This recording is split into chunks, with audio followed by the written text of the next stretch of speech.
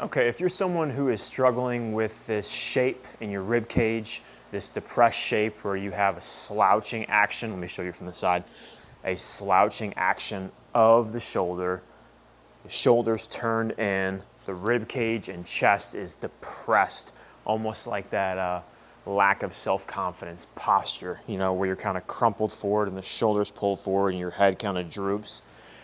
One of the things, the fundamental things you need to realize is it's not the action of your shoulder. What actually is happening is you have a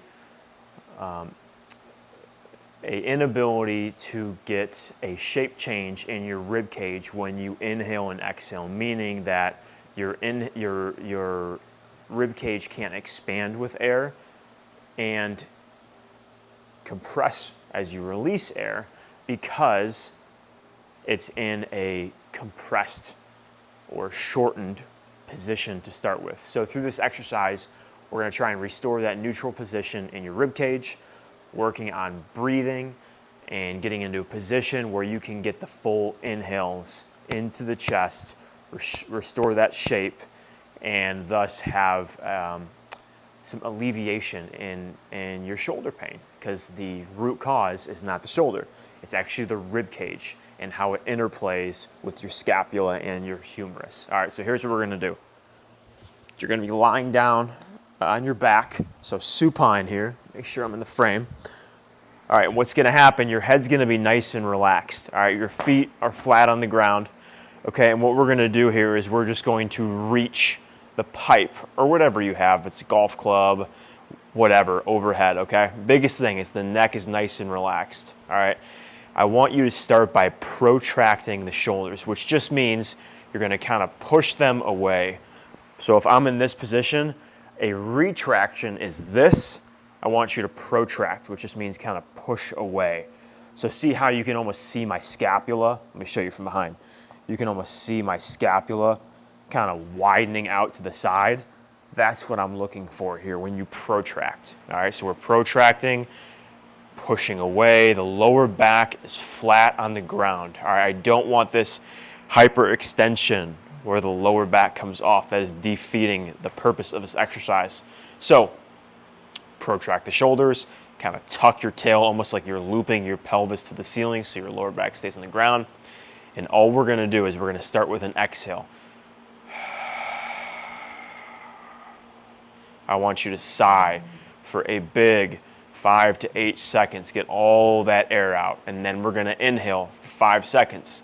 Close the mouth, inhale through the nose.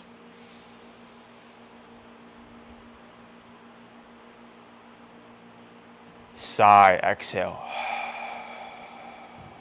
Okay, and as you're doing that, what you're gonna start to notice is the PVC pipe is going to start drifting back. And what that's telling me is that you're getting air into the front part of the rib cage, so it's making it easier for you to go overhead.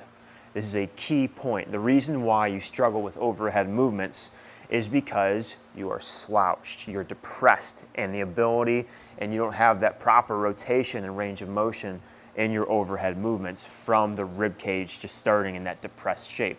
So once we can restore it, all your overhead movements become smoother and cleaner, and the pain deteriorates over time, okay? So here's what's gonna happen. I'm gonna go through a full breath cycle. Flatten the ground, all right? Feet, you're feeling the heels. There is no arch in the lower back. We're gonna protract. All right, now we're gonna begin. Exhale.